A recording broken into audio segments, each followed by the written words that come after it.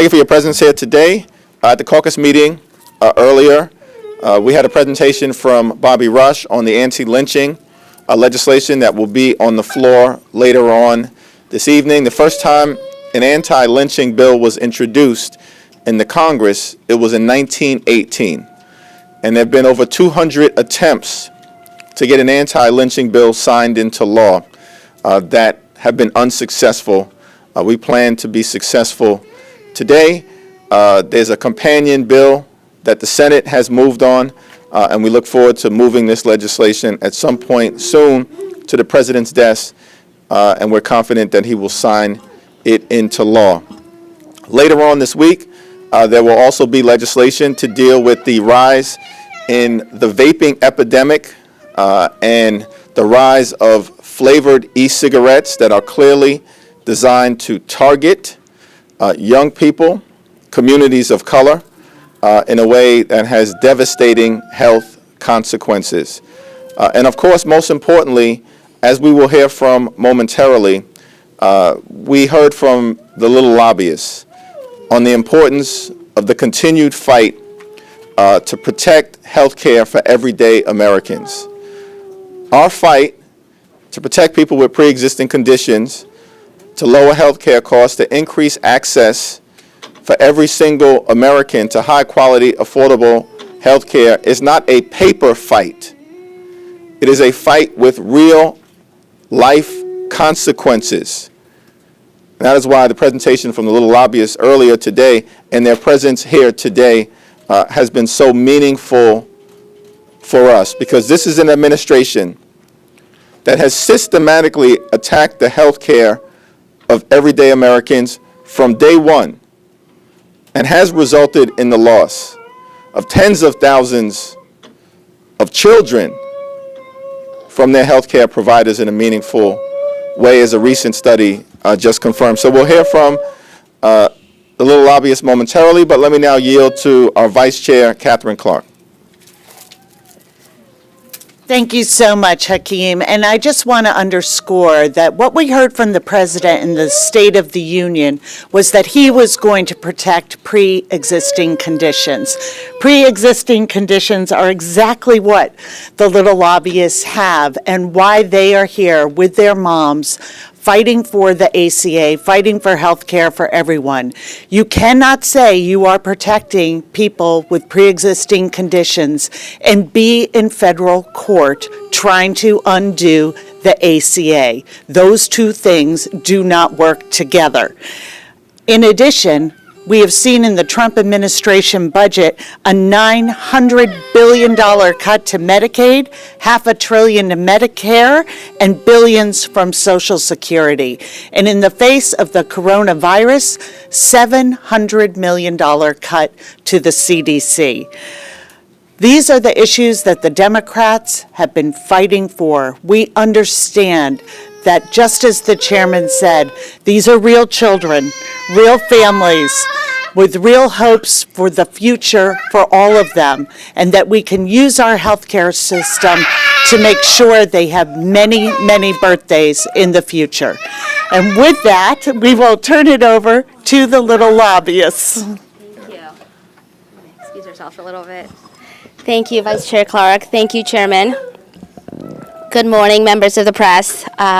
My name's Elena. I am here with my daughter, Xiomara, along with who you saw, our friends Aaron and Abby. On behalf of Little Lobbyists, we are a family-led group of families advocating for our children with complex medical needs and disabilities. And we are here today because we are concerned about the threats to the health care that our children need to survive and thrive. Xiomara here spent the first 5 months of her life in the neonatal intensive care unit. She was born with serious medical conditions affecting her airway, lungs, heart, and kidneys. She uses a tracheostomy to breathe, a ventilator for additional support, a feeding tube for all of her nutrition, and a wheelchair to get around and explore the world around her. I'm thrilled to tell you that Xiomara is thriving today. She is happy, kind, funny, clever, a little bit naughty. She goes to school and loves to play and loves to meet new friends and go to the playground. and read books and paint, and that's all because of her access to affordable, quality health care. We're here today because there are millions of families like ours filled with anxiety and fear about our future because of this administration's relentless attacks on our health care and on the disability community. Most recently, the president's budget included a $1 trillion cut to Medicaid and the Affordable Care Act. There are millions of children like Xiomara across the country, children with pre-existing conditions, and many of our children have extended hospital stays or will require lifelong care that's easily costing over $1 million and more, sometimes even before they leave the hospital for the first time, just like my daughter. Before the ACA, 59% of workers with an employer plan had a lifetime limit. If the ACA is gone, lifetime limits would come back, making our kids uninsurable and left without health care. And that is quite literally the difference between life and death. Many of our children with complex medical needs and disabilities also rely on Medicaid, which helps pay for what insurance does not cover, including home nursing and therapies. The administration's proposed overhaul of Medicaid funding would allow for block granting, which limits the funding a state receives to a set amount regardless of how much is actually needed by Medicaid recipients, resulting in devastating consequences for millions of Americans, including our families. Our children, the little obvious children, all children, deserve a chance to be kids and a chance to grow up.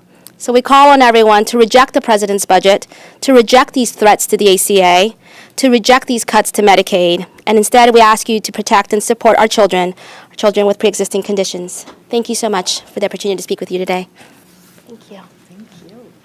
Thank you, Elena, and thank you, Xiomara, for your tremendous advocacy, for sharing your story, as well as your talents, your energy, your intellectual wisdom on behalf of not just Xiomara, but of course on behalf of children like her all across the country. When House Democrats say that we are fighting to lower health care costs, when House Democrats say that we are fighting to strengthen the Affordable Care Act, when House Democrats say we are fighting to protect more than 100 million Americans with pre-existing conditions, we mean it. And we mean it because of children like Xiomara. And we're not just fighting on a Democratic or Republican partisan issue. This is an American issue. It's a life or death issue. And that's why we're committed to this fight. Healthcare, healthcare, healthcare on behalf of everyday Americans.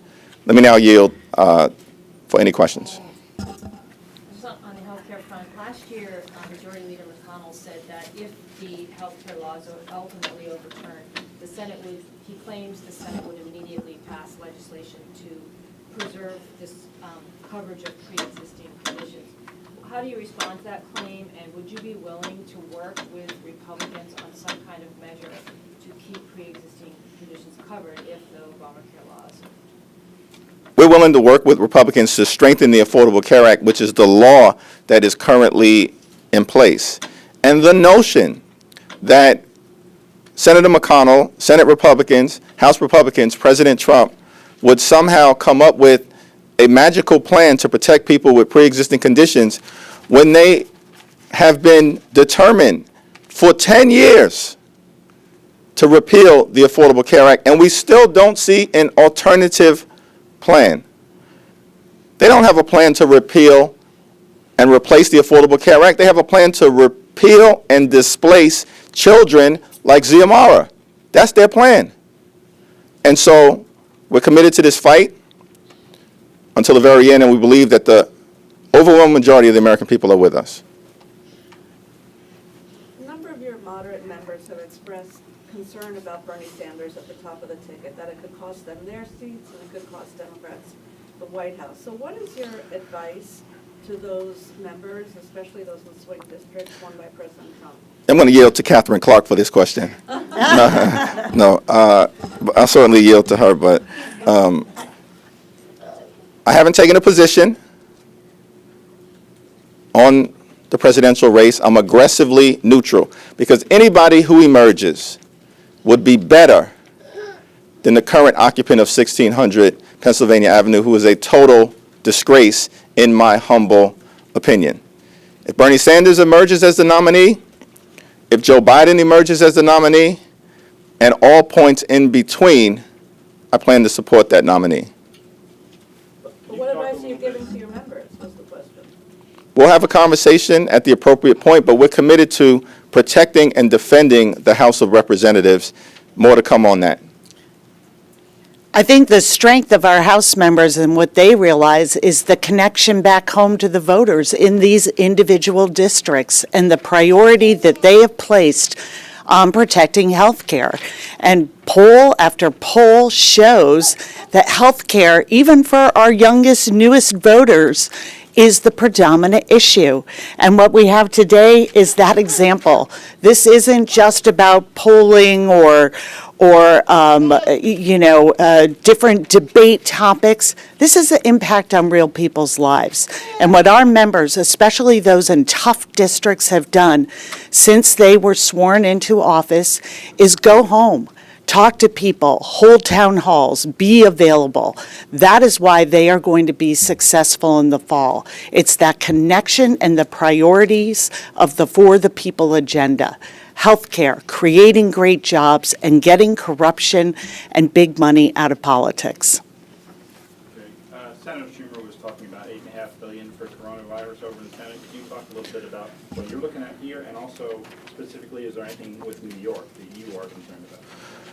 Well, I think we're concerned about the outbreak of the coronavirus all across the world, and certainly watching closely the efforts to protect and defend the American people from any potential outbreak here in this country, whether that's New York or the other 49 states and all of our territories. There was no specific discussion earlier today in the caucus meeting about the administration's request.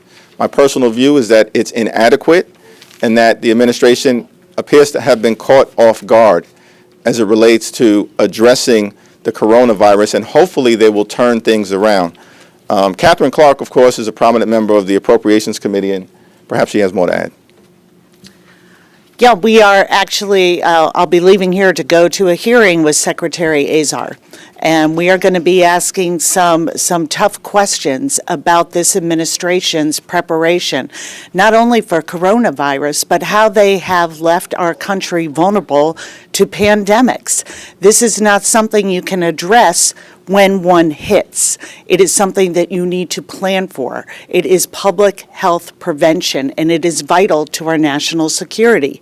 And what we've seen this administration do is take out the coordinating pieces and a proposal to make dramatic cuts, $700 million to the CDC, and to come back now at this point and say we would like $1.25 billion in additional funding, but we're going to take another $1.25 billion from other areas of the budget that need our help as well. One is the low-income home energy assistance program that helps low-income people heat and cool their homes.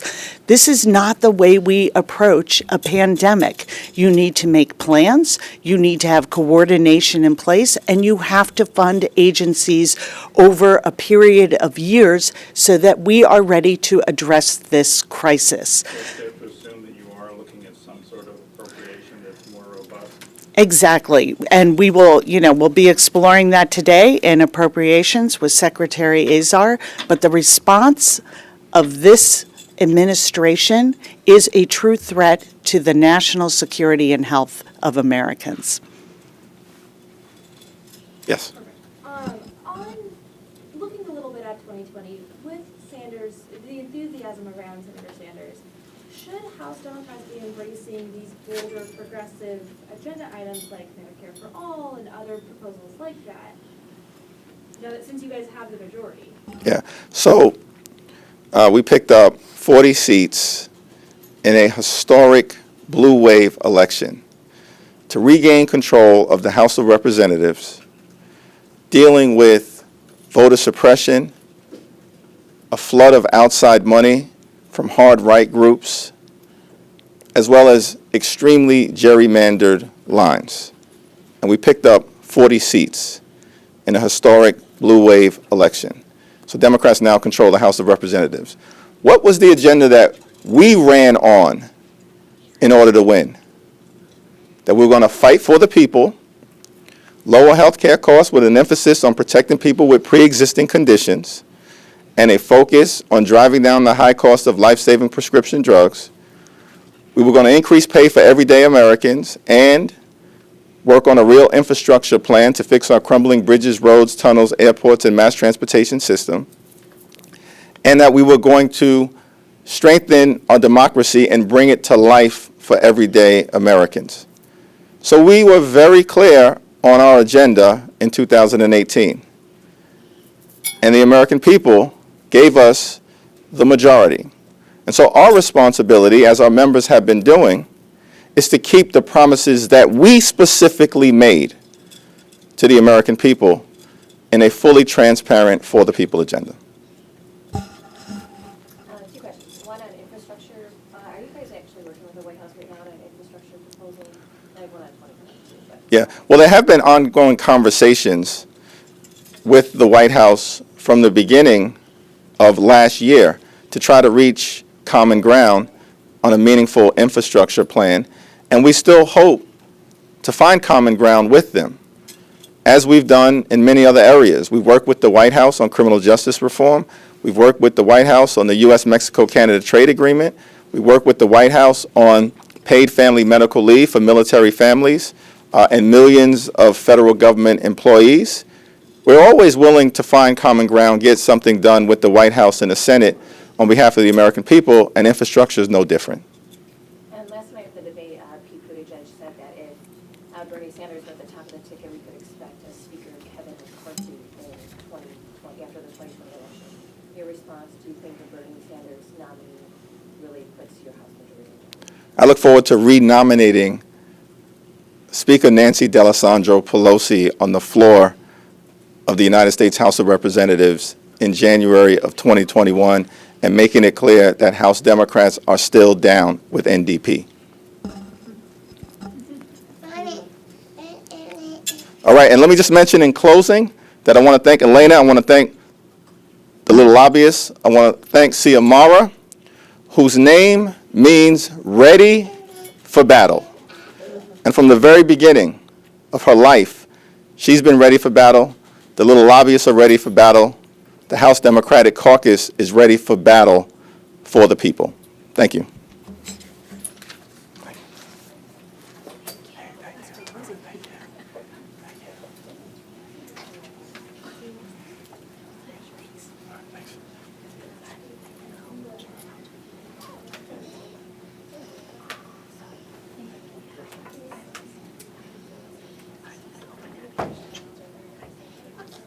Go get Abby and Aaron.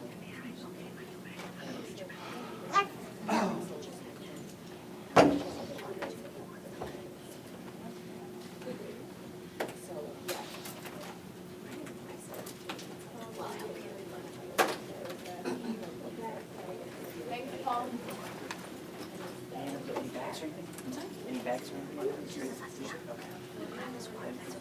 Oh, sure. Okay, come on.